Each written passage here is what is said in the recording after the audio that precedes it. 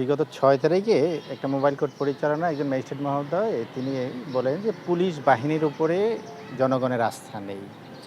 তো আমাদের যে বক্তব্যটা হলো সেটা হলো যে একটা বাহিনী সম্পর্কে এরকম একটা বিতর্কিত মন্তব্য করা যায় না, যেটা আইনের শাসন প্রতিষ্ঠার অন্তরালে।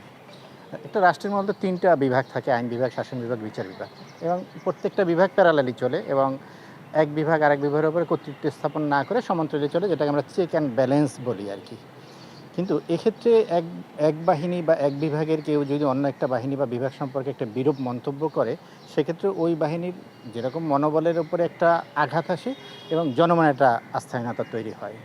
এখন পুলিশ বাহিনী আমাদের অতীব জরুরি।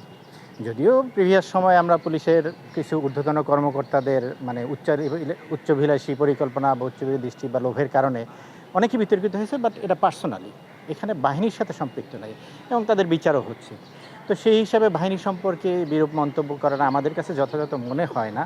এই আর তাছাড়া মানে পুলিশের মানে কার্যক্রম পরিচালনা এক্ষেত্রে মানে রাষ্ট্রের যে অতীব গুরুত্বপূর্ণ ব্যক্তিবর্গ আছে, তারা যদি একটা বিরূপ মন্তব্য করে, সেক্ষেত্রে আমাদের জনগণের আর যাওয়ার তো জায়গা থাকে না।